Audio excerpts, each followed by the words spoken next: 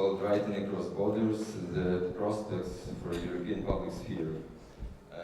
What I have to say at the very beginning is that this talk is conducted in the framework of the one of the structural components of the Kyiv Biennial 2015 called the School of Abducted Europe, which is organized by the Institute for Human Sciences in Vienna and the Visual Culture Research Center in Kyiv. And this school is actually trying to discover some potentials to reframe and transform the European project, taking into account what is called the bigger Europe, meaning those countries which are now officially treated being outside of Europe. And I think today's debate is a key one for that, because it actually questions the possibility of the European discourse as such. Is it possible, and under which circumstances? And I think that today, being here in Ukraine, especially in the context of the warfare, we feel obviously it very much lacking and needed, first of all in our country. And to introduce the speakers, I am passing the microphone on to Tatiana Zhuzhenko, who is representing the above-mentioned Institute for Human Sciences in Vienna, the co-organizer of this school. Thank you. Thank you. Welcome everybody. It's a great pleasure for me to welcome here in Kyiv Karla Heinrika Frederiksson, whom I know for a very long time. He is a Swedish literary critic, columnist, essayist, and translator, living in Vienna since 15 years. Karla Heinrika co-founded Eurozine, which you might know. This is the network of European cultural journals, which meanwhile also includes several Ukrainian magazines. Eurozine was founded in 1998. Karla Henrik was also from 1998 to 2001, editor-in-chief of Sweden's oldest cultural journal, Ord and Bild, where he also worked as an editor since 1995. Karl Henrik Fredriksson studied contemporary literature, philosophy, sociology, and art history at Lund University in Sweden, and European history of ideas and hermeneutics in Göteborg University. He is also a regular contributor to numerous Swedish and international newspapers and journals. He translated into Swedish a number of important books, including, just to give a few of them, Ulrich Beck, Immanuel Wallerstein, John Gray, Jürgen Habermas. Karl Henrik is a permanent fellow at the Institute for Media and Communication Policy in Berlin, and he was a visiting fellow at the IWM, our institute in Vienna. It was during winter 2013, during the most dramatic events in Kyiv, and I'm sure he will come back to this. Oksana Forostyna is executive editor of Kritika and also editor for Critical Solutions, which is an outline media project of Kritika. I'm sure you know Oksana, so she does not need much introduction. She published her, some years ago, her debut novel, Duty Free. Oksana graduated from Lviv University in 2000, and she was a journalist for the local Lviv daily Lvivska gazeta, and also worked for the Voice of America. She later worked as a freelance journalist, writing mainly for international media. And before she moved to Kyiv, she also worked for Ziga, which is a famous art gallery, cultural and intellectual center in Lviv. So before I pass microphone to our speakers today, and I hope for a very interesting discussion and for a very interactive event, I would like probably to start the discussion. I would like to start maybe with a question, with a remark which is connected to a question, because I follow both Evrazine and Kritika. I have been following these two publications very closely for some years, and it is probably not by accident that 1 year ago, I think, Kritika started this new project, English-speaking website, Critical Solutions, and more or less at the same time, for the first time, actually, there was a special focal point which appeared in Yerazin called Ukraine in Focus. So it looks like, for me, looks like a new development, both in Ukraine and in Europe. Something which somehow signifies these new developments. And do you think this was because of Maidan, that this kind of mutual interest emerged from both sides? Do you think something has changed between Ukrainian intellectuals, journalists, and Europeans, so to say? Can one see as a start of more intense dialogue and communication? So I'm very happy to give the floor to Oksana.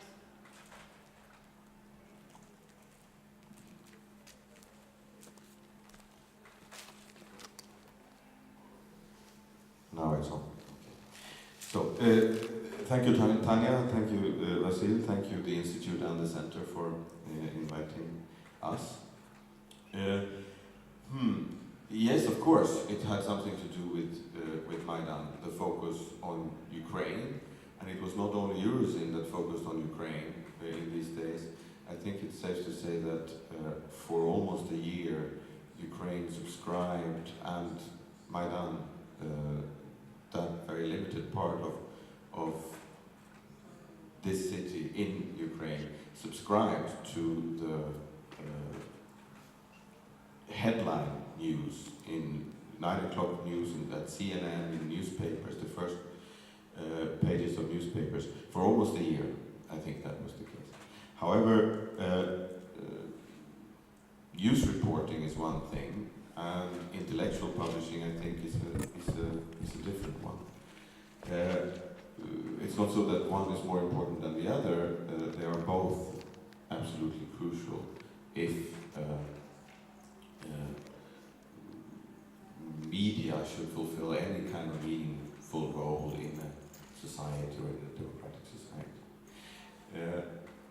On the 30th of November 2013, Eurozine was organizing a conference in Oslo. Oksana was there, I was there, you were there, Tanya, Oliver Carroll, who's now in Kyiv, was there, a lot of other people were there. And Katya was there, and 100 other European editors and intellectuals coming from around 30 countries. And most of those intellectuals, writers, journalists, artists, were not very familiar with Ukraine. And it was 10 years after the Orange Revolution, but this was not at the top of their agenda. being there together on that night between the 30th of November and the 1st of December 2013, for at least some of us, changed a lot, because we were there with intellectual colleagues that could tell us about what these images that we then saw meant. What is the basis for this? Where does this come from? Where does it go? And that was, I think, the starting point of some kind of engagement that is often attributed to intellectuals.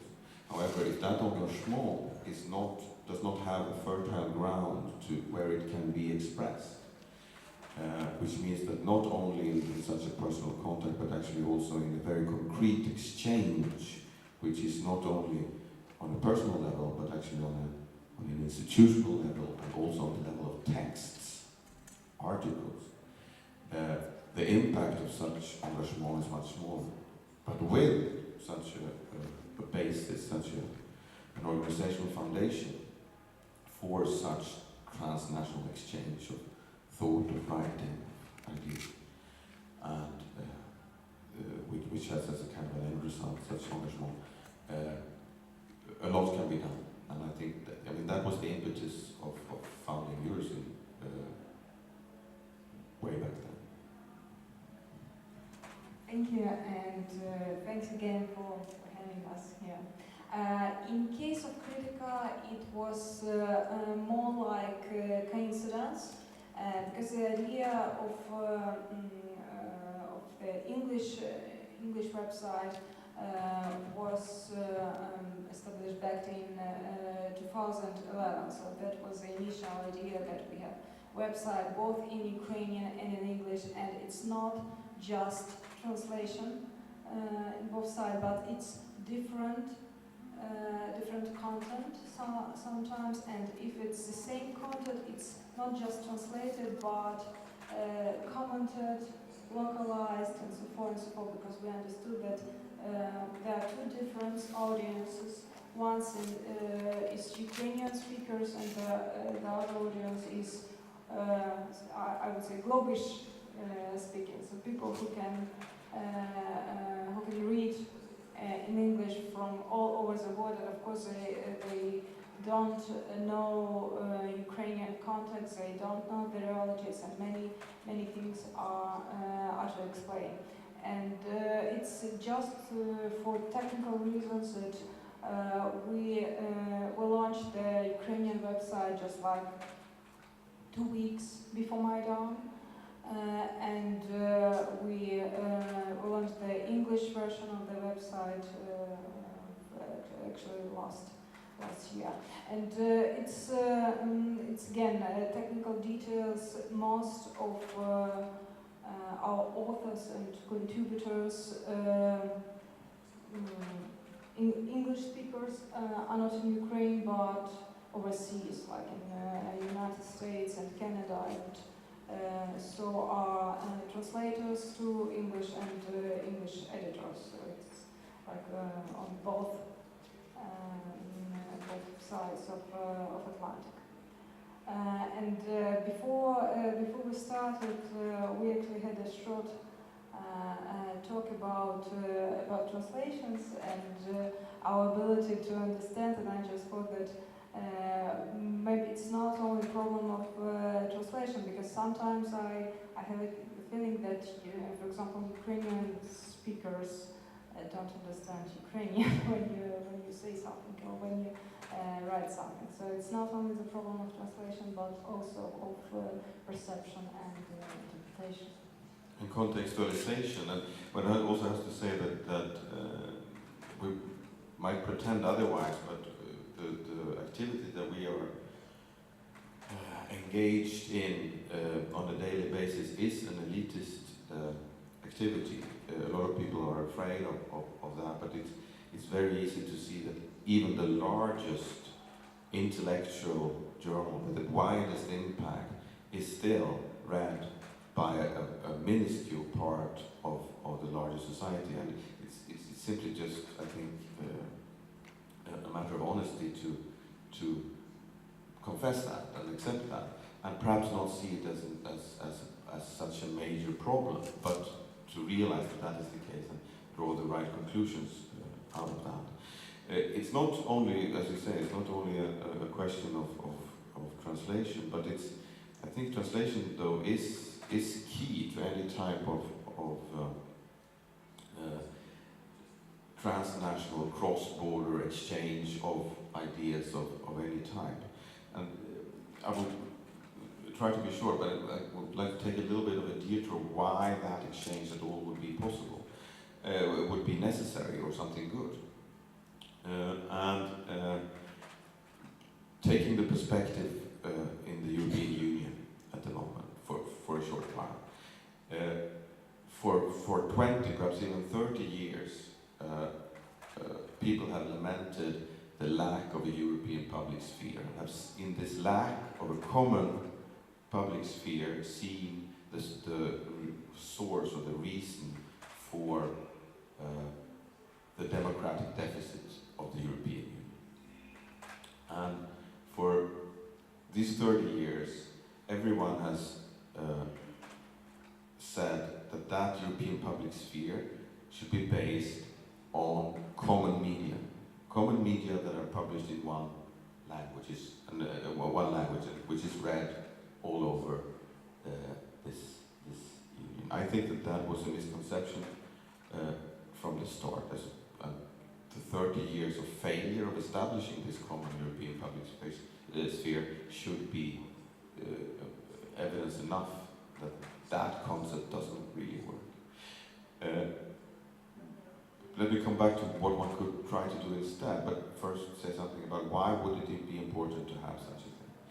I am probably one of the few remaining Habermasians left that think that Habermas' theory about the bürgerliche Öffentlichkeit, about the public sphere in which the citizens of a society are talking to each other about concerns that concerns all people in this society, where arguments meets an argument in a debate which is taking place not in private homes or not behind closed doors or in a chambre séparée where politicians speak, but for everyone to take part in this.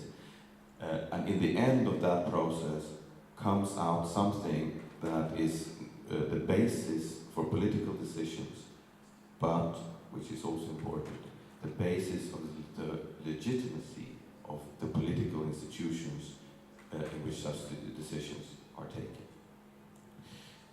Which means, shorthand, that public sphere, which is being carried out by, to a large extent, by media of different sorts, has become an absolutely crucial pillar of the democratic society or system as such. Without such a public sphere, the democratic society does not work. So this is what is the reason. Now the problem is then that this public sphere has, for centuries, been defined in national terms. They were originated within the nation states, and they have proliferated within the borders of the nation state, which is about political borders, but also language borders and so on. The problem now is that politics has changed. Politics is no longer about nation states. It's about nation states as well, but it's not solely about nation states. For members of the European Union, about 70% of the decisions taken are not taken in the national, that influence the citizens, are not taken in the national parliament, but somewhere else, in Brussels, in Strasbourg, or in other international or transnational political institutions and organizations. But the media has not changed, not to any significant degree. The media is still based in its national context. To me, that means the media is no longer fulfilling that role that made it so important in the democratic system. And that role has been so important that the media is even called the fourth estate. In Swedish, it's the tredje statsmakten, so the third estate, because we're missing one level there. But in more or less every society you have this expression for the role that the media play in democratic society. But it's not playing that role anymore. And that is the basis for why we think it's so important with free media, why in many countries there is state support for free media. But hey, if it's so, that it's actually on a practical level not fulfilling that role anymore, why does it still have this position when on Sunday speeches or in other contexts? So, and I think that is the situation we are in right now. And at some point, someone will start to say the emperor is naked. The free press does not have a special role in our society anymore because it does not fulfill that function. The question is then, how could it fulfill that function?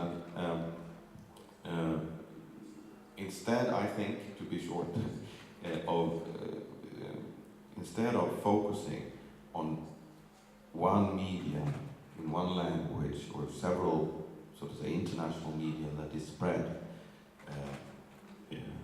in an international context, why not build on the already established media in these different national public spheres, but see to it that these different national public spheres are in a concrete and to a significant degree connected, which means that you give room in let's say, you give room in the Swedish national public sphere, in the Swedish daily newspapers, for thoughts that have been thought somewhere else, not in Sweden, by someone else who are not Swedish, which gives a perspective which is not Swedish. And the only way I think that you can do that is with the tool of translation. This is very difficult and it's limited and it's a lot to be done, but I think that it's still possible. And with that connected chain of national public spheres, something will happen on a kind of a quality level, and they together will make up this public sphere, and then we come at least somewhere closer to a basis for a democratic society where the nation-state plays a smaller role than it used to. I talked too long now, but... maybe that's the only case when I'm more pessimistic than you. I guess we are not only challenged with this nation-state framework, and we are not only challenged with language and these different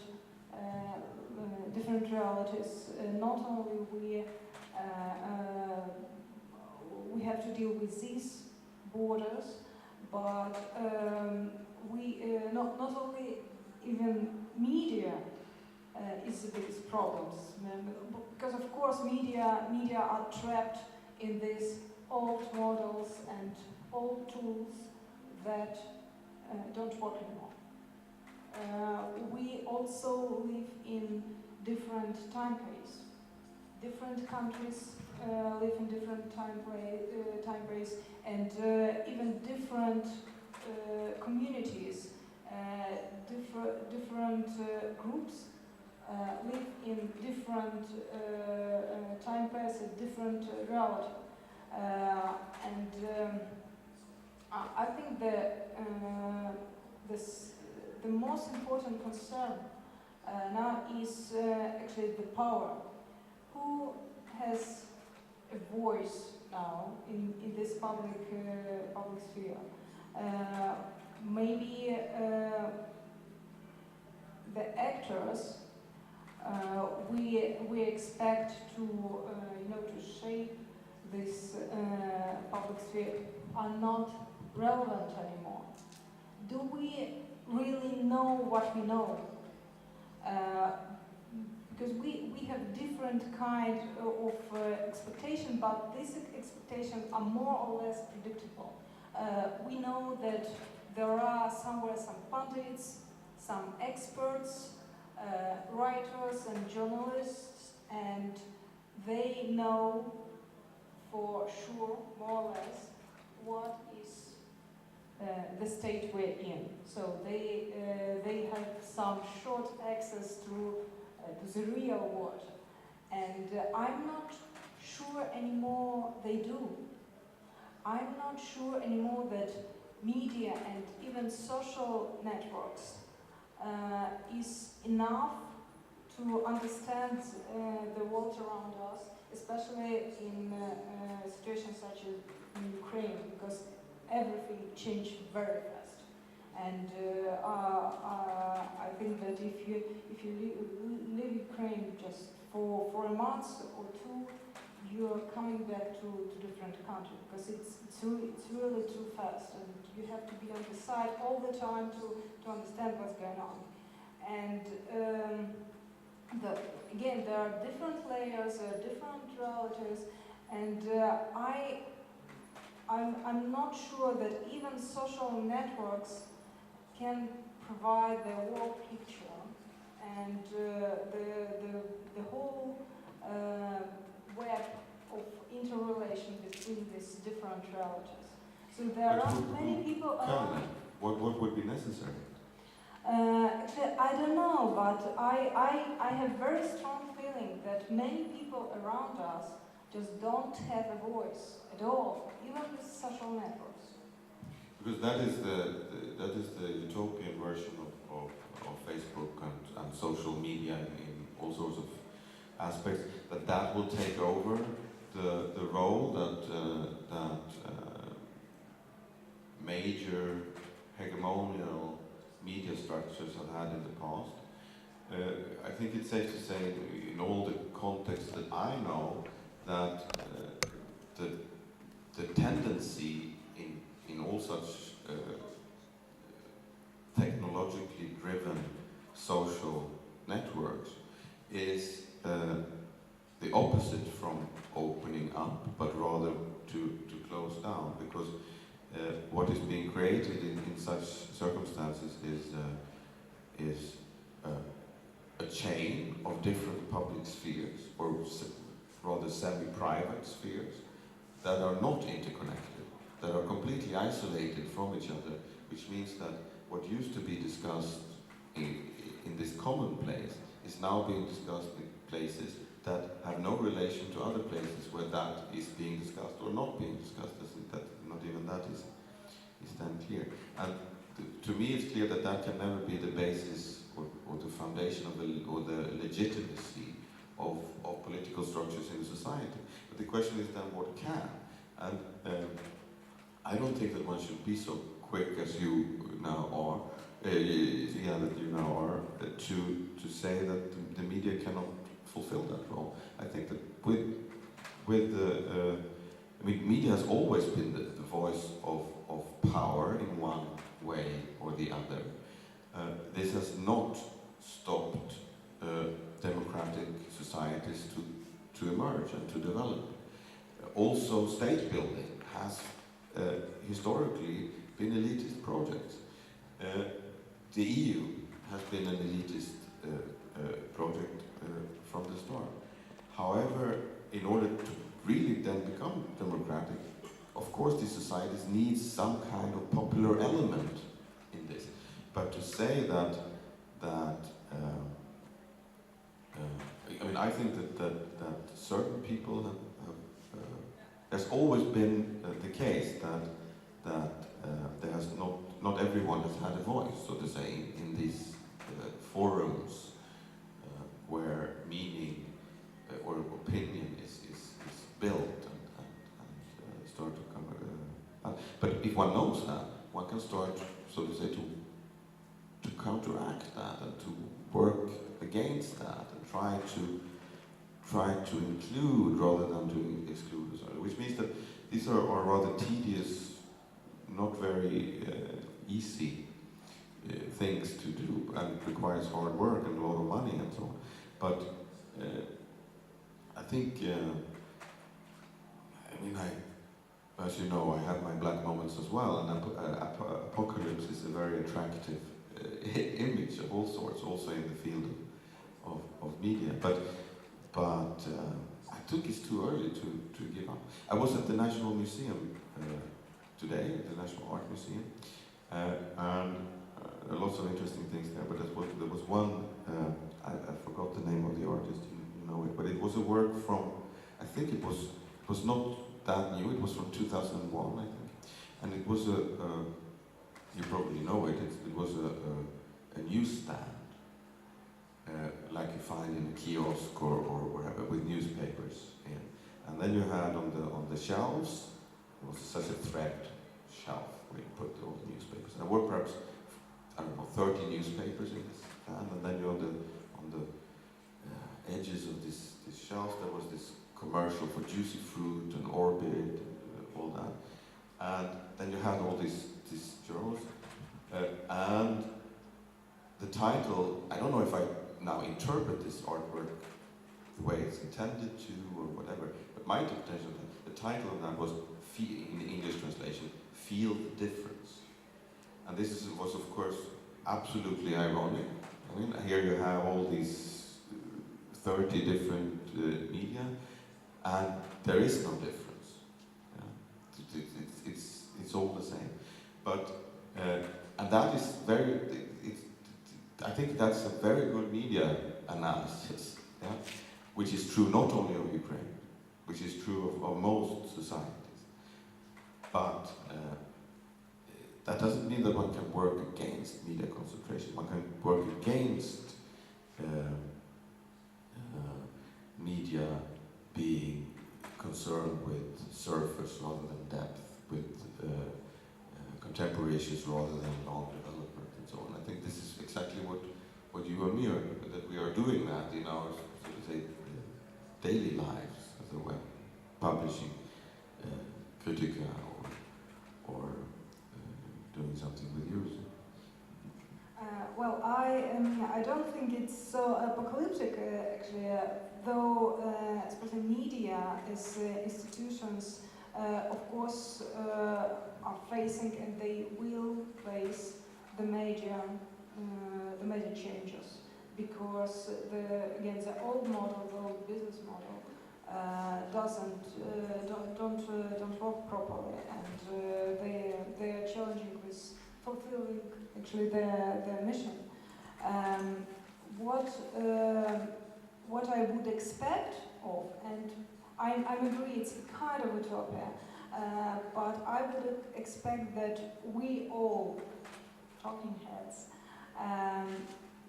would become more humble and would control ourselves when we feel so full of ourselves and self-righteous. Maybe we should revise the whole set of actors that we expect to explain this world. Maybe, for example, writers or so-called public intellectuals, whatever they are not the best option right now to explain the situation with, for example, this numeral crisis. Maybe some of us, writers and journalists and media persons and opinion makers, should pause for some time and see what happens. So it's a kind of utopia, I agree. Yeah, there was this Norwegian intellectual and peace researcher, Johan Galtung, that was very good at German as well. So just after 9/11, he was doing a career in German media by using one word, basically, which was Denkpause, which means kind of a time out to think before react. It was just after 9/11. And I think, but I couldn't agree more, but I would then like to say that isn't that exactly actually part of the definition of what it is to be an intellectual, meaning, or a public intellectual, meaning to have as a profession to think and write, yeah, and discuss. This is simplified way. Isn't that exactly the definition of a good intellectual? Because the intellectual always there's someone who wants to give some kind of prescription or some kind of job description or some kind of role to intellectuals. And if I would define such a role, I would say that's exactly to be a little bit calmer than everyone else, to try to have a little bit of a longer perspective than anyone else, which actually needs exactly that thing. Doesn't mean that one should be engaged, but it means to put it in a filter for that engagement that is trying to see broader pictures and so on.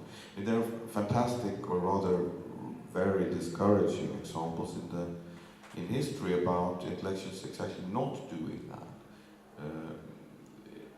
I mean, everyone is talking about Sartre and all that, but also such a person who's today extremely popular, like Michel Foucault, who is arguably one of the most important intellectuals of the 20th century, was suddenly feeling the need to talk about the Iranian Revolution. And he didn't know a thing about the Iranian Revolution.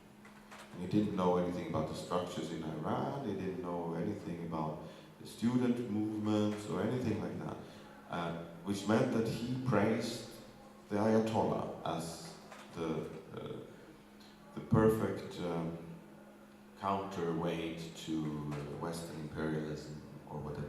But he did that because he saw his role in a struggle somewhere or in a fight or whatever, but didn't think that he needed to know much before about the different conditions and the situative part of something. This is just one example. There are thousands of such examples, or they are legion.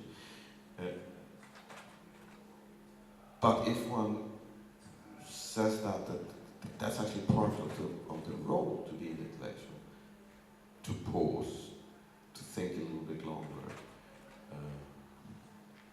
then I mean that I wouldn't say that excludes self-righteousness and or engagement, but I think with that qualification, I think intellectuals actually can play a role. Well, I think silence is just one of the strategies, and engagement and being very vocal and any strategy is actually good as soon as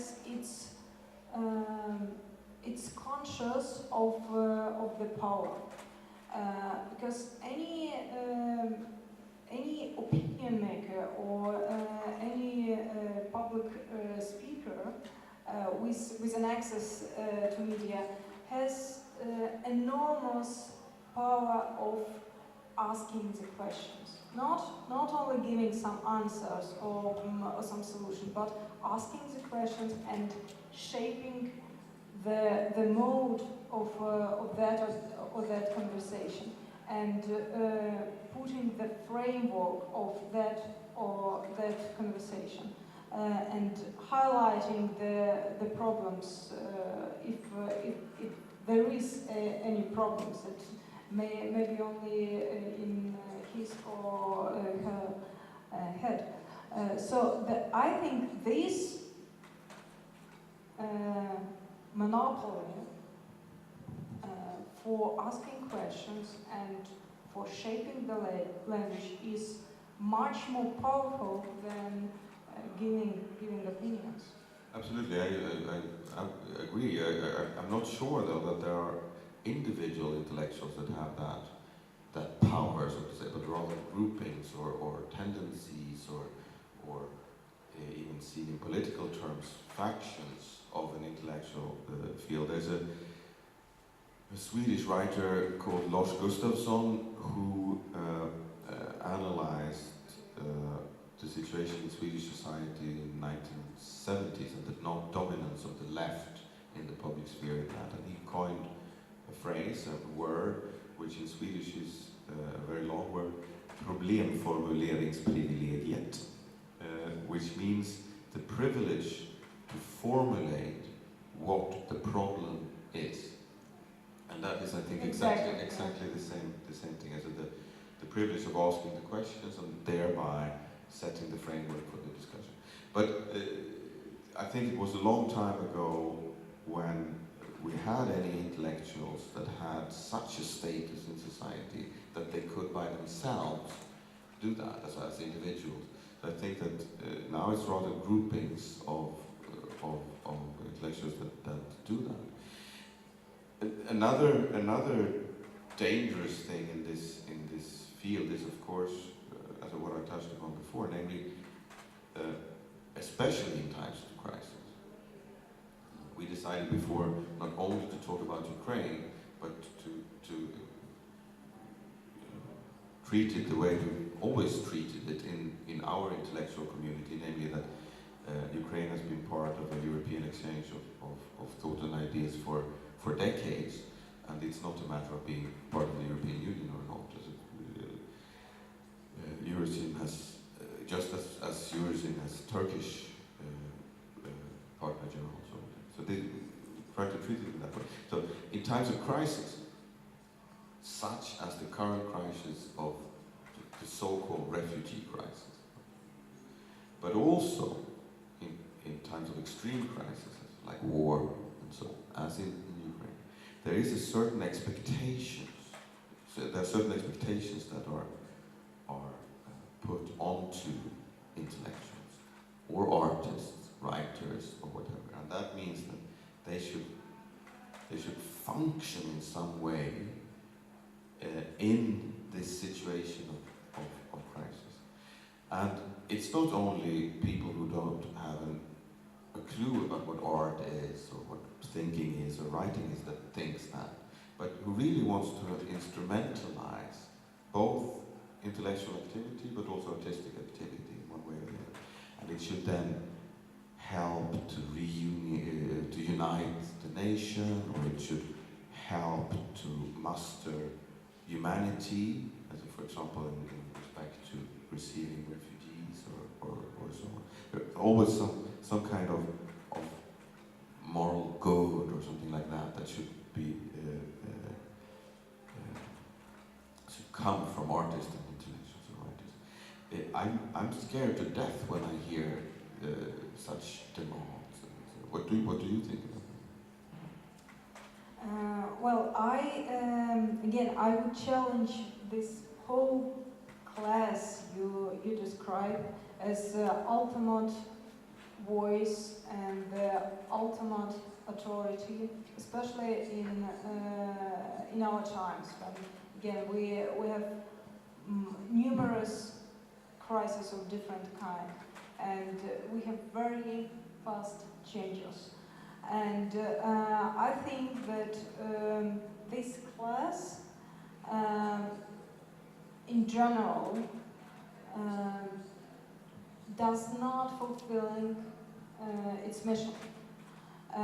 We have more challenges and more questions to answer that this class is able to answer. For example, the right of a person to end his or her life, abortion,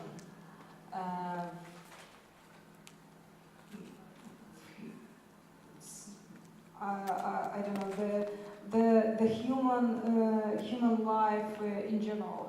How long will we live? For example, what happens if science, if medicine allow us to live like 200 years? Yeah, what is happening to humanity under these circumstances? So I feel that there is a huge gap, for example, between so-called natural science and so-called humanities. Yeah, public intellectuals, writers, and so forth and so forth. And this gap is widening. And I think it's just one symptom of this big crisis of our class. I will describe it like that. But would it be fair to say, I think, that you have, on the one hand, you have experts, which would fall under natural sciences and so on. These are people who tell us how things are. They are very often, when they are fulfilling a role in the public sphere, they are kind of closing a debate. Because they are telling us how it is. For example, climate change. Mm-hmm. Very few people are seriously doubting that anymore. So they tell us how things is in this respect. However, before it was debated also by the public intellectuals. There is there not? Is there man-made? Is it not? And so on. The thing is that when the expert comes in and closes the debate, then that is of course not only the end of a certain debate, it's the starting point of a new debate. Because what does that mean for our societies? What does it mean how do we handle that? Is democracy the right way to handle climate change? Or does one need to rethink politics because there are so unpopular decisions that need to be taken that democracy is not fit to do that? For example, is one question. Or all sorts of other issues of lifestyle and sustainability and whatever, which are in many ways existential issues or that are not, no expert can go in and tell you that. So which means that you need both of these. You need the experts and the intellectuals. And the important thing is that there's some kind of interplay and interaction between these two, and that they are not acting, so to say, on their own. But yeah. But you understand that there is a competition also between these two groups, because again, intellectuals have this power to interpret, to explain, and to ask questions. And we know that people of science and experts are not generally very good in rhetorics and explaining. Exactly, but therefore you have then so to say intellectuals that are mouthpieces of certain experts as well, and vice versa. I mean, in the field of economics, it becomes very clear that it's very difficult to say where economics, so to say, where it belongs in this thing, because you have an economic theory, but the application is actually always political, and since it's political, it has to do with people's lives, which means that it's existential, which has to do with values, ideas, things. So it's, yeah, no, I absolutely agree. We shouldn't only talk, you and me, I think. I mean, I think we can continue to talk, but Tanya said at the beginning that she wanted this to be an interactive talk, and I think that's great with no technology in between. Actually, thank you for having talked with us or between you. And I'm interested. Actually, you were talking about that some kind of like media taking time out. Sometimes some popular, some of methods, some of.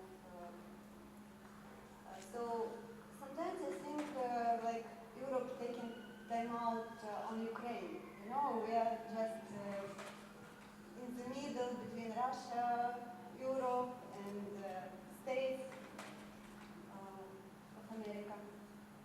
And it seems to us that if we take so much time for Ukraine, it will get back to the bottom. In Ukraine,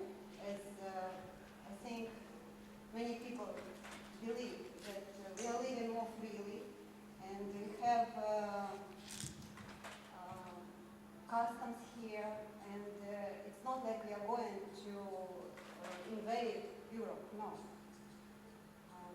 It's just, how do you think media or some people can influence opinion of average Europeans to understand that maybe they actually do need like a neighbor, strong neighbor, I mean economically, and especially we have here, as maybe you notice, many talented artists, and it's unbelievable if you go to contemporary art in, for example, Norway, and here it's much pressure. So, thank you. Much, also a much bigger country. I mean, Norway is as big as Kyiv or something. So, well, it's actually quite large geographically, but when it comes to the inhabitants, yeah, of course, this time-out thing, as what Oksana introduced as the necessity, perhaps to, at some point, also from an intellectual point of view, be aware of one's limits. But I mean that the slowness in reaction, this started already when Maidan was full of people, and you remember that more than anyone else, about the great concern that turned into an even greater concern, and all that, the lack of as not feeling the urgency of the situation. However, I think it's very easy, and absolutely necessary as well, from the perspective here, to point the finger to Ukrainian, to non-Ukrainian politicians in the EU member states, and ask them to act. The problem is, though, that they have electorates that they are responsible for. They want to be re-elected, and there is I will tell you one anecdote, or try to describe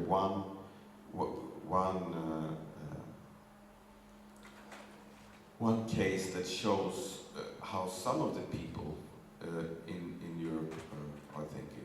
We talked about that yesterday. Sweden and Swedish media was for a long time, despite the fact that its foreign minister at the time, Carl Bildt, was very supportive of Ukraine, and together with the Polish foreign minister Sikorski, were actually acting as a kind of tandem locomotive when it came to driving Ukraine, the Ukrainian cause in one way or the other. However, Swedish society and Swedish media was not with our foreign minister at all. Especially on the left in Sweden, there is a great skepsis towards what happened in Ukraine and what is happening in Ukraine now. And this has historical causes. When I grew up in the 1970s, I was literally breastfed, or I grew up with this feeling that we are something special in the world, because we are in the middle between two evils, between the communist evil in the Soviet Union and its satellite state, and the capitalist evil in Washington and in the United States. And we create something in the middle. And our Prime Minister, Olof Palme, stands up in Parliament after the US dropped bombs on Hanoi and points the finger to television cameras and to the people who are there listening. But it's, of course, actually directed towards the Americans and saying, "You fucking murderers." He didn't say it in English, he said it in Swedish, but that would be the translation. What that led to was that there were no diplomatic relations between Sweden and the United States. Not many people remember that. The Soviet Union invaded Prague in 1968. The same Prime Minister stands up in Parliament and points the finger and says, "You creatures of dictatorship." Bad relations to the Soviet Union. This was, so to say, two examples of how we really thought that social democratic Swedish society was this third alternative, the third way, long before New Labour occupied that word. And then comes 1989, and we, within quotation marks, then really think that you, as a, okay, 92 or at night the wall falls. So think that Eastern Europe now has the chance to become like us, to get away from one evil and come to this, help build this fantastic third alternative. But what is happening is that those fucking Eastern Europeans are running straight into the arms of the other evil, namely the American capitalists. This is the analysis from a Swedish point of view. At the same time, the referendum in Sweden, whether to join the European Union or not, was this, it was with tiny little margin that Sweden in a referendum decided to join, which means that you have the second half of society which is very skeptical. And why is the second half skeptical? Because they think that the EU is a neoliberal project. That means if people are waving European flags at the Maidan and wants to join the European, they are part of the neoliberal project. So this is just a couple of things that are historically based, that sets people's minds and make them prepared or less prepared to interpret what is happening in the world around them. And Sweden is just one example. There are lots of other examples, which means that, to be realistic, I don't see that in any reasonably short time frame that there will be any significant European integration that includes Ukraine on an institutional level or any other level. Which does not mean that there are a lot of people who are in Western Europe who are trying to work for that. But to be realistic, there are electorates out there that have a completely different view. Oksana, you want to add something? No, I think Karla Henrik is in charge for European media. Questions?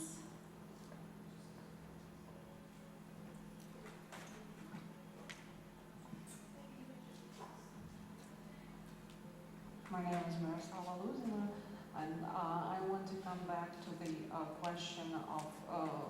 I was a bit late, and I came, as I think, during the second part of the discussion of the media and media and social media, and I'm noticing a phrase that Oksana voiced, that even social media would not be able to bring us into a world that could sort of create a common public space or common discussion space. I have a question, or rather, I find it questionable that the social media are somehow, if it's at even social media, then the presupposition is that the social media would somehow be better at creating a common space, while in my view, the social media is a place where people create their own information bubbles. It's very convenient to do that, and by way of association, I remembered a funny phrase that I have read somewhere about the internet in general, but it applies very well to social media too. Never have so many people with so little to say said so much to so few. So my question is, how exactly aren't we overestimating the bright or the brave new world into which social media are leading us? Maybe I will start. Well, I believe that there is no much difference between online and offline world, and our strategies to communicate with people online and offline. Of course, there's a difference, but it's not that big difference. Online community is much easier to handle. it's much easier to chat with people online than to meet them somewhere. But I think that our strategies stay more or less the same. If we are ready to, excuse me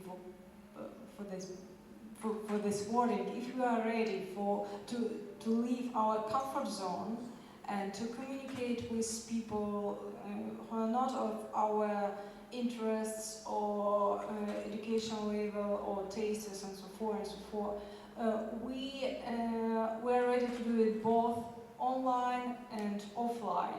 And it doesn't matter if it's some weird account or some ladies at the market. It's basically the same.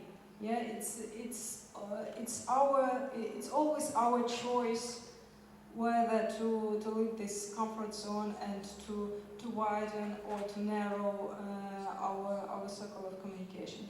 And actually, that what concerns me, that we really built these bubbles, both online and offline, and of course, social media are becoming more and more relevant and influential for traditional media. So some post in Facebook can become news actually right now. It's a usual practice these days.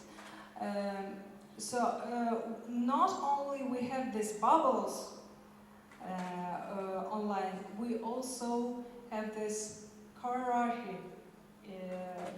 And again, some groups have voice, and some groups frame the discussion, and many people stay silent, and that's concerns me very much every day more and more. You came late, but what you did was that you gave a pretty good summary of what I actually had said before.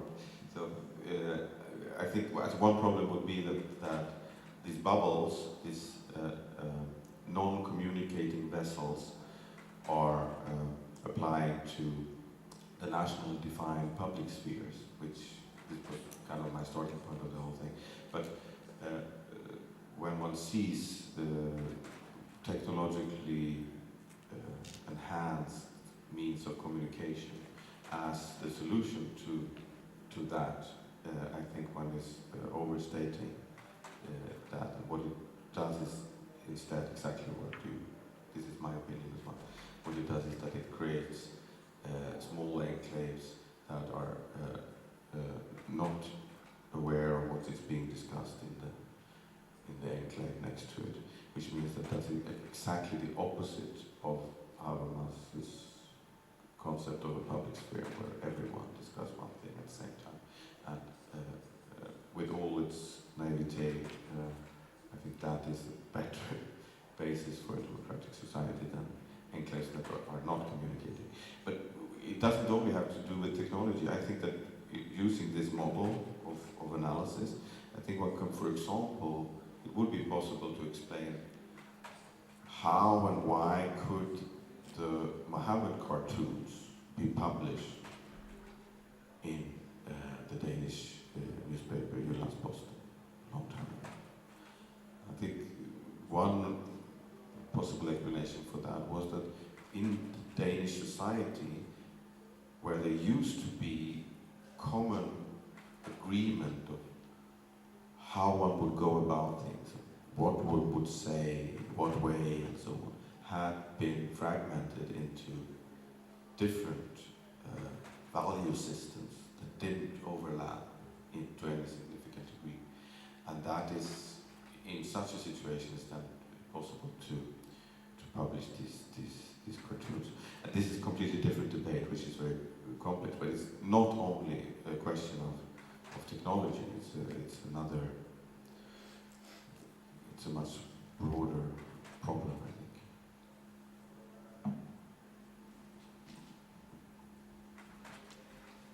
My question is about this common public sphere for Europe, I think that these new walls which appear, for example, in Hungary, and this fragmentation of the European community, if we can talk or speak in such terms, it's of course also the crisis, or I don't know, the failure of this common public sphere, but maybe it's a good time to start the discussion or the reflection how to rebuild it or to create something new. And I wonder if there is such discussion in Europe, and I mean, we don't have anything like this in Ukraine, of course, and I think that including Ukraine in this European discussion is a very far perspective now, or anyway, it didn't happen yet. And my question is if there are such discussions and yeah, maybe what is the future of Eurozine, or are there similar projects which try to create some common platform, and how far is it possible on this virtual level, online? And I think we also need some offline places, somehow physical possibility for these common platforms. Which form could it be? The conferences like Eurozine makes, but maybe some other forms.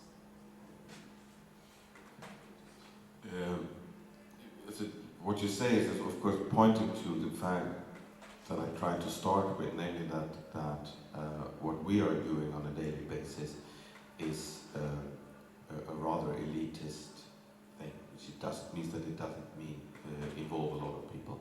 And the Eurozine conference is 100 people coming together for a few days from 35 different countries. Of course, this is really, really small.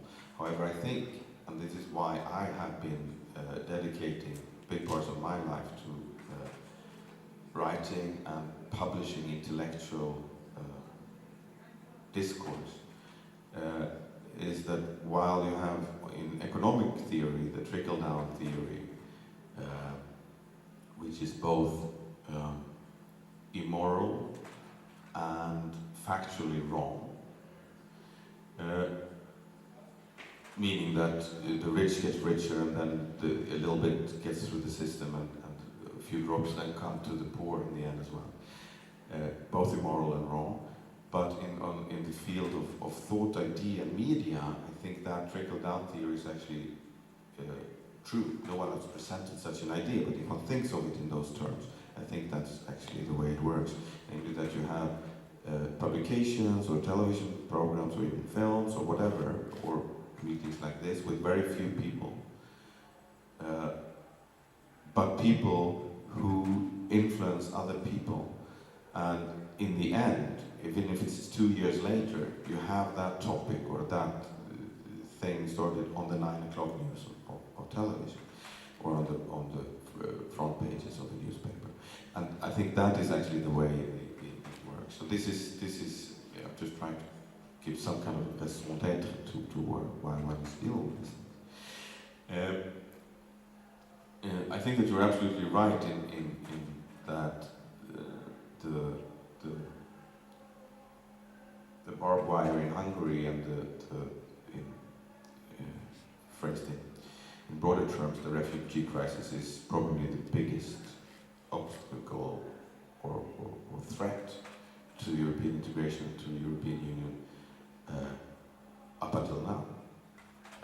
I think that on the one hand, that's really, really bad for Ukraine. Why? Well, because what seemed to be a divide that was possible to bridge at least a little bit, namely the East-West divide, when the South-North divide became more important and took up more focus. That East-West divide is now opening up wider than I think it ever was, because it's and this is about the lack of solidarity. The countries that have spoken out most clearly about it are the 4 Visegrad countries, so Hungary, Poland, the Czech Republic, and Slovakia. that are absolutely refusing to acknowledge the fact that, I mean, in 1956, 180,000 Hungarians went to Austria in a couple of days. Post-1989, Eastern Europe was heavily dependent on solidarity from Western Europe. Of course, there were lots of self-interest there, new markets, all that, but there were also a significant amount of solidarity. And when this is now called for in these countries, this is simply not happening, and this is a shock for many Western societies to see that. And that is certainly not helpful for the Ukrainian cause. Not because Ukraine has done anything in this, also with statement, because Ukraine is not being recognized in this whole equation, but because it's being part of an Eastern European collective. However, I think that this crisis is so deep that it will actually lead. I'm speculating now. I should take a pause to think before I speak, but I will anyway make the mistake to speak. I think that this crisis is so big that it will actually break up the union, at least so as we know it today. And I think the alternative to that is not complete renationalization or whatever, because there is also, again, self-interest in this cooperation.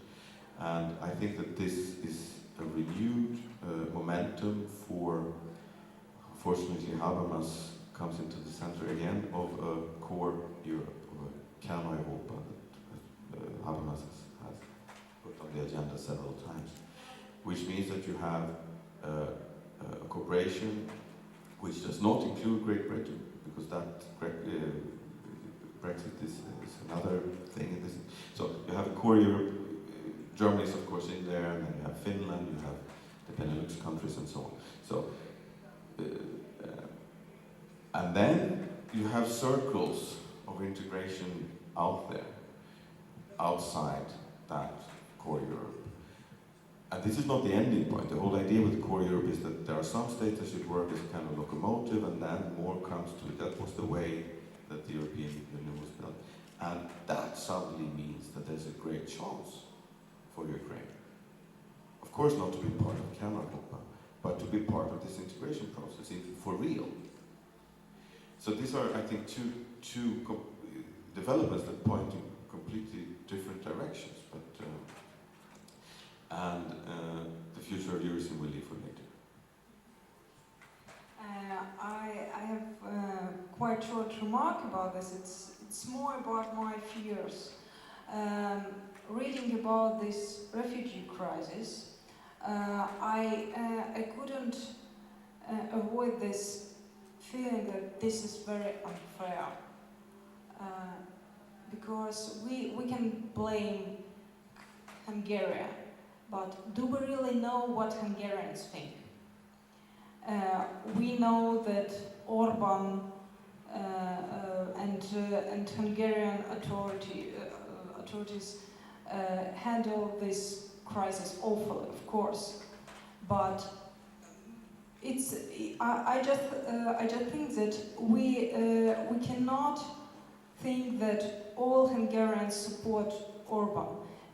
Like three years ago, it was as much unfair that people from Western Europe looked at Yanukovych and thought, oh, that's Ukraine. So we cannot look at Orban and think, oh, that's Hungary.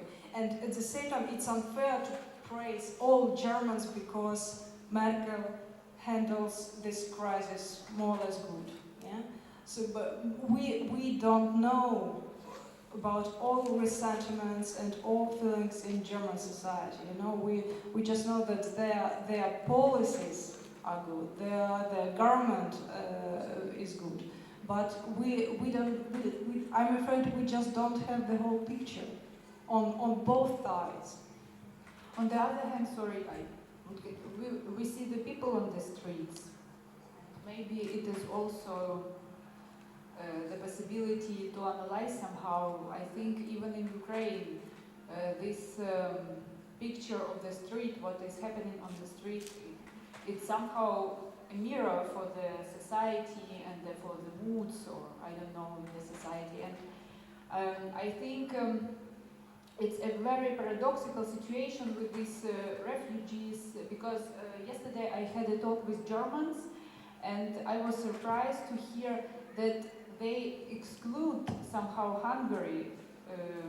They said to me, for example, we don't know to go to Hungary after this reaction on refugees, and somehow they are proud of their so-called welcome culture, that so many people, like we know it from Maidan, came with different stuff to the railway station, or they applied like volunteers to help the refugees, and they are proud of such reaction and such attitude. And I think that